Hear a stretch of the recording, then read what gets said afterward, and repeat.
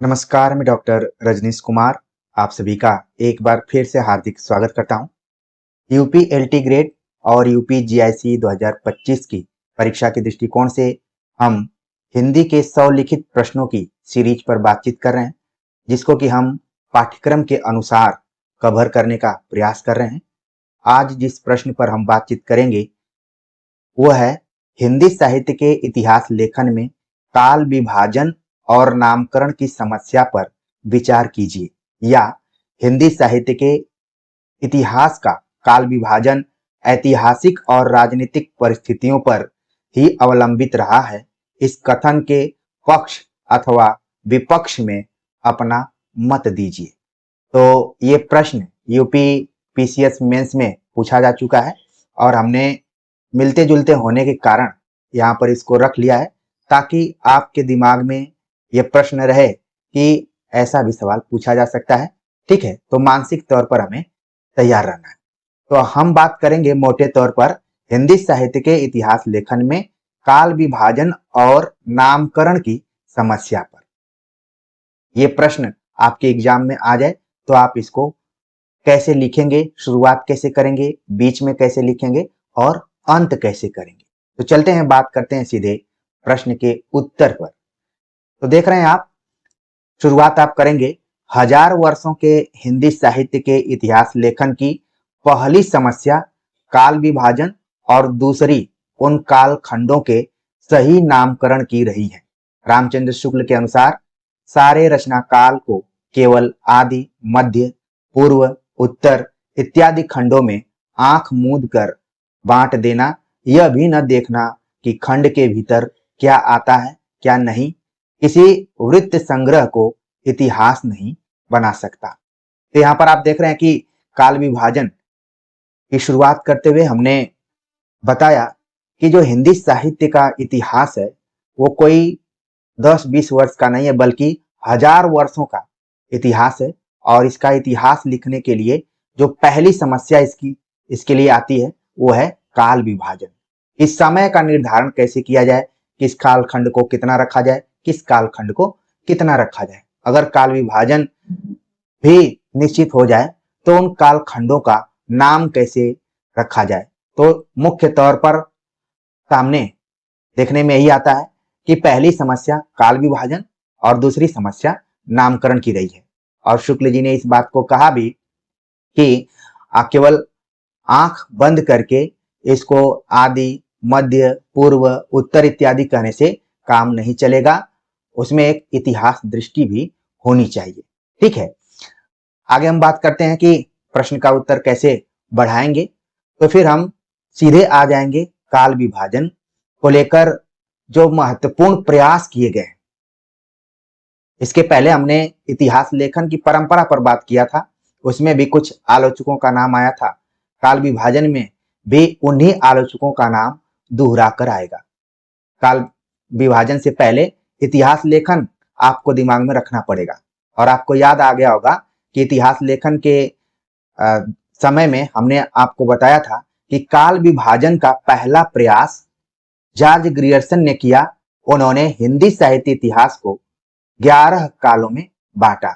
इस विभाजन में समस्या यह थी कि इसमें कई कालखंड गैर साहित्यिक आधारों पर किए गए थे, जैसे कंपनी के शासन में हिंदुस्तान, विक्टोरिया के शासन में हिंदुस्तान, 18वीं शताब्दी, कुछ काल व्यक्ति विशेष पर आधारित हो गए, जैसे जायसी की प्रेम कविता, तुलसीदास इत्यादि। तो जो ग्रियर्सन ने पहली बार काल विभाजन करने का प्रयास किया, 11 कालों में जरूर बांटा, लेकिन उसमें भी समस्या थी। कई जो उन्होंने आधार लिए वो गैर साहित्यिक आधार थे। और यहाँ पर उदाहरण के साथ पूरी बात बता दी गई कि कंपनी के शासन में हिंदुस्तान कैसा था और विक्टोरिया के शासन में हिंदुस्तान कैसा हुआ। क्योंकि आपको ध्यान रखना पड़ेगा कि कंपनी मतलब कि आप थोड़ा बहुत इतिहास पढ़े होंगे तो 1858 ईस्वी में शासन का हस्तांतरण होता है। ठीक है, पहले कंपनी, फिर इसके बाद विक्टोरिया का शासन, फिर इसके बाद पूरा शासन होता है। तो इतिहास लिखते समय यहाँ पर जो भी आधार लिए गए वो समस्या के रूप में रहे। ठीक है, कुछ चीजें तो थी जैसे ग्रियर्सन ने आदिकाल को चारण काल कहा और उसका समय भी निर्धारित किया 700 से 1300 ईस्वी के बीच। लेकिन इसके बाद के जितने भी कालखंड थे उनका निश्चित रूप से वो विभाजन नहीं कर पाए। ठीक है, तो यहाँ पर आपको शब्दों को ध्यान में रखते हुए एक विचार रखना है कि काल विभाजन की शुरुआत जॉर्ज ग्रियर्सन ने की। ठीक है, शुरुआत की, ये सबसे बड़ी बात थी, लेकिन विभाजन में जो एक तर्कसंगत आधार बनाना चाहिए अब वो नहीं बना पाए, और कौन कौन सी चीजें थी उसको हमने यहाँ पर मोटे अक्षरों में लिख दिया है। ठीक है, तो इस तरीके से आप अपनी बात ग्रियर्सन के माध्यम से लिख देंगे। आगे काल विभाजन का प्रयास मिस्र बंधुओं ने किया, तो आप लिखेंगे कि ग्रियर्सन के बाद काल विभाजन का अगला प्रयास मिस्र बंधुओं ने किया, जो इस प्रकार है। ठीक है, अब यहाँ पर आप देख रहे हैं कि कुल 8 पॉइंट है, तो उसको आपको लिखना है। पूर्व आरंभिक काल, उत्तर आरंभिक काल, पूर्व माध्यमिक काल, प्रौढ़ माध्यमिक काल, पूर्व अलंकृत काल, उत्तर अलंकृत काल, परिवर्तन काल और वर्तमान काल। तो 8 यहाँ पर खंड किए गए हैं। अब इसके सामने समय सीमा भी दी गई है। अगर आप समय सीमा को याद कर लेते हैं तो बहुत अच्छी बात है। नहीं याद कर पाते हैं, आपको कंफ्यूजन हो जाता है कि कब कौन सी सीमा थी, तो कम से कम उत्तर लिखते समय इतना दूर जरूर ध्यान में रखिए कि पूर्व आरंभिक काल, उत्तर आरंभिक काल आराम से आप कर सकते हैं। तो मोटे तौर पर आप देख रहे हैं कि जो मिस्र बंधुओं ने काल विभाजन किया 643 ईस्वी से लेकर यहाँ पर 1387 ईस्वी है। फिर जो माध्यमिक काल था यानी मध्यकाल था, अब वो 1388 से लेकर 1624। फिर जो रीतिकाल जिसको कि मिस्र बंधुओं ने अलंकृत काल कहा, 1624 से लेकर 1733। ठीक है, फिर इसके बाद उत्तर अलंकृत काल, इसको और भी बढ़ा सकते हैं 1832 तक। फिर परिवर्तन काल 1833 से 1868 ईस्वी तक। ठीक है, यहाँ पर 25 कर लेंगे तो और बेहतर रहेगा। फिर वर्तमान काल 1869 से लेकर अद्यतन। ठीक है, तो इस तरीके से अब आपके दिमाग में आना चाहिए कि 1869 क्यों। 1868 ईस्वी के आसपास में एक पत्रिका कवि वचन सुधा का प्रकाशन हुआ और भारतेंदु भी आ गए थे, तो वहां से वर्तमान काल, जिसको कि आगे चलकर लोगों ने गद्य काल भी कहा। ठीक है, तो ये चीज है। तो यहाँ पर मिस्र बंधुओं के द्वारा जो काल विभाजन किया गया था उसको आप लिख देंगे, पूरा बढ़िया से लिख देंगे। अगर आप समय अवधि के साथ लिख देते हैं तो भी बहुत अच्छा है। ठीक है, समय सीमा के आधार पर लिखेंगे तो आपका उत्तर अच्छा माना जाएगा। मिस्र बंधुओं के बाद जो प्रयास किया काल विभाजन का, सबसे तार्किक प्रयास रामचंद्र शुक्ल ने किया। वह 900 वर्षों की परंपरा को, साहित्यिक परंपरा को उन्होंने 4 कालों में विभाजित किया: वीरगाथा काल, भक्ति काल, रीति काल, गद्य काल। तो कम से कम आपको रामचंद्र शुक्ल द्वारा जो भी काल विभाजन किया गया है उसको नाम के साथ और समय सीमा के साथ पूरा याद करना है।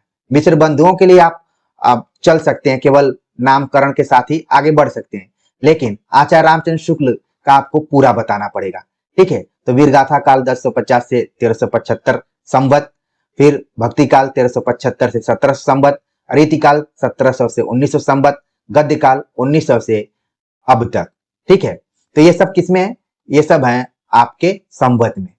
ठीक है, कई जगहों पर इसको ईस्वी में भी लिखा रहता है, उस हिसाब से भी आप इसको देख सकते हैं, लेकिन आप शुक्ल जी के ही दृष्टिकोण से लिखेंगे तो ज्यादा बेहतर रहेगा। तो आचार्य रामचंद्र शुक्ल का हर हाल में आपको बताना है।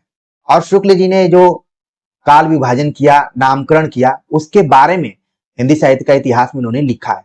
तो आपको यहाँ पर इंडिकेट करना पड़ेगा, अपने उत्तर को थोड़ा सा और प्रामाणिक करने के लिए, प्रभावी बनाने के लिए लिखना पड़ेगा।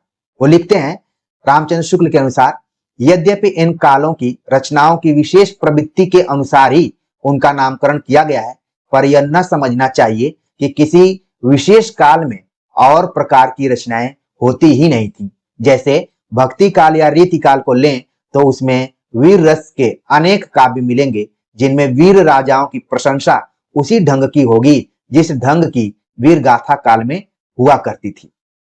तो शुक्ल जी ने पूरा स्पष्ट कर दिया, उन्होंने अपना तर्क दे दिया कि जो हमने यहाँ पर कालखंडों का विभाजन किया है, नामकरण किया हुआ है, वो विशेष प्रवृत्ति के अनुसार ही किया है, जिसमें विशेष प्रवृत्ति जो इसकी विशेषताएं रही हैं उसके आधार पर नामकरण किया। और ऐसा नहीं है कि नामकरण कर दिया तो वो उसी के लिए विशेष रह गई, फिर आगे वो प्रवृत्तियां नहीं रही, बल्कि आगे भी चलती रही। उन्होंने बताया कि अगर हमने आदिकाल को वीरगाथा काल कहा तो इसका मतलब ये नहीं है कि केवल वीरगाथा काल में ही वीरता प्रधान कविताएं लिखी जा रही थी, बल्कि आगे चलकर भक्ति काल और रीति काल में भी उसी तरीके की वीरगाथात्मक कविताएं लिखी जाती रही। यहाँ तक कि आप देखेंगे आधुनिक काल में भी कई बार हमें वीर रस युक्त कविताएं सुनने को मिल जाती हैं। यानी कोई प्रवृत्ति खत्म नहीं होती है, भले वो धीरे धीरे कमजोर या पतली होती जाती है। ठीक है, धीरे धीरे आप चीजों को समझ पा रहे होंगे। अगर आप उस प्रवृत्ति पर ध्यान नहीं देंगे तो प्रवृत्ति धीरे धीरे खत्म हो जाती है। ठीक है, जैसे पहले कहा जाता था कि मनुष्यों के पास पूंछ हुआ करती थी, लेकिन धीरे धीरे वो क्या हो गई, खत्म हो गई। ठीक है, तो उसी तरीके से विशेष जो प्रवृत्तियां हैं किसी कालखंड में ज्यादा होती हैं, किसी कालखंड में धीरे धीरे कम हो जाती हैं, लेकिन रहती हैं जरूर। ऐसा नहीं है कि भक्ति काल के समय में ही भक्ति रस मौजूद था। आज भी आप देखेंगे कि भक्ति प्रधान कविताएं लिखी जाती हैं। ठीक है, तो चीजें पहले से बहुत बदली हुई हैं, परिस्थितियां बदली हुई हैं। इसीलिए प्रश्न पूछा गया कि काल विभाजन और ऐतिहासिक और राजनीतिक परिस्थितियों के आधार पर ही रहा है। देखिए प्रश्न यहाँ पर एक बार आप सभी को मैं ले जाना चाहूंगा कि ऐतिहासिक और राजनीतिक परिस्थितियों पर ही अवलंबित रहा है, इसको भी हमें ध्यान में रखना है। ठीक है, दोनों प्रश्न एक दूसरे से जुड़े हुए हैं। तो यहाँ पर जॉर्ज ग्रियर्सन, मिश्र बंधुओं और शुक्ल जी के बाद आप आगे बताएंगे कि हजारी प्रसाद द्विवेदी ने सामान्यतः शुक्ल जी के काल विभाजन को स्वीकार किया, लेकिन थोड़ा परिवर्तन करके समय सीमा को सरल बनाया। जो शुक्ल जी बीच में वो डाल देते थे कि 1050 से 1375 संवत, यानी इसको ईस्वी में आप कन्वर्ट करेंगे तो 993 से 1318 ईस्वी। तो अब चाहे आप 1000 कर लीजिए, चाहे 1400 कर लीजिए, बहुत फर्क नहीं पड़ने वाला।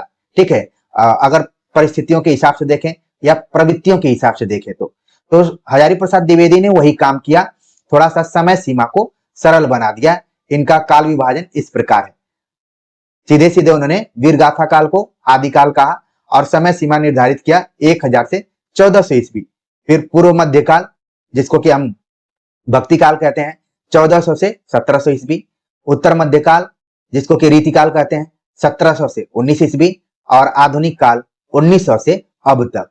ठीक है, तो ये विभाजन रहा हजारी प्रसाद द्विवेदी का। बाद के इतिहासकारों ने इन्हीं दोनों आचार्यों यानी आचार्य रामचंद्र शुक्ल और आचार्य हजारी प्रसाद द्विवेदी के काल विभाजन को थोड़े हेर फेर के साथ स्वीकार किया है। किसी ने अपभ्रंश काल कह दिया, किसी ने आधार काल कह दिया, किसी ने बीजवपन काल कह दिया। इसी टाइप से अलग अलग तरीके से लोगों ने अपनी बातों को रखा, लेकिन बहुत ज्यादा उसमें परिवर्तन नहीं रहा। तो बस आप ऐसे लिख देंगे, चूंकि हमें 125 200 शब्दों में या 250 शब्दों में लिखना है, तो समय सीमा को ध्यान में रखते हुए और शब्द सीमा को ध्यान में रखते हुए हमें लिखना है। लिखने के लिए तो बहुत बातें लिखी जा सकती हैं, लेकिन ठोस ठोस चीजों को आप इसी तरीके से लिखकर आगे बढ़ेंगे। ठीक है, और बताएंगे आप कि आधुनिक काल का विभाजन करना इतिहासकारों के सामने एक चुनौती रही। इसका कारण तेजी से बदलने वाली प्रवृत्तियां रही। जहां पहले के कालखंडों की समय सीमा लंबी हुआ करती थी, जैसे 300-400 वर्षों की होती थी, 200 वर्षों की हो गई, फिर 100 वर्षों की हो गई। अब वही 10-10 वर्षों में निर्धारित होने लगी। सहमत के आधार पर आलोचकों ने इसका काल विभाजन इस प्रकार किया है।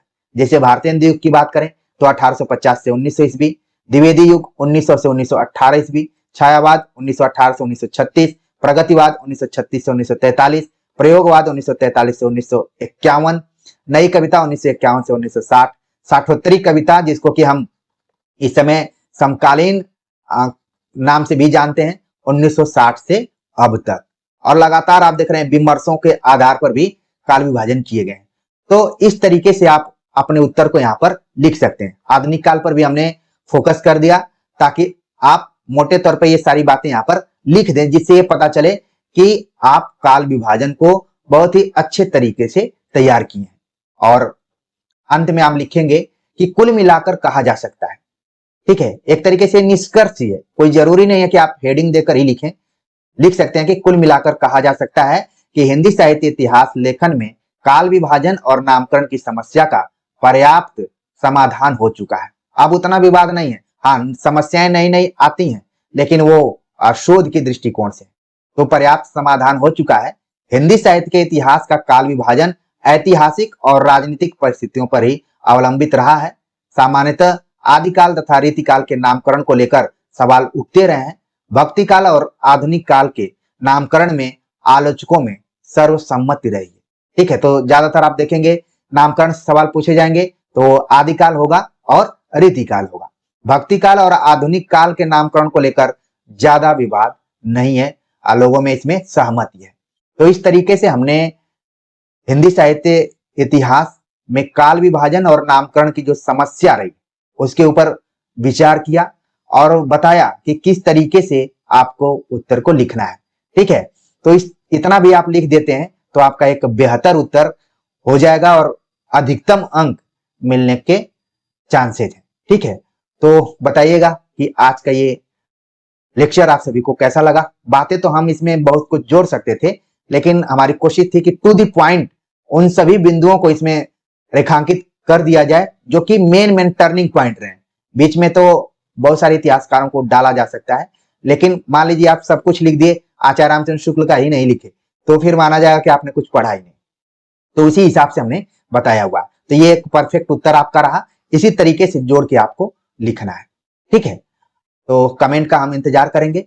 मिलते हैं एक नए टॉपिक के साथ, तब तक के लिए नमस्कार।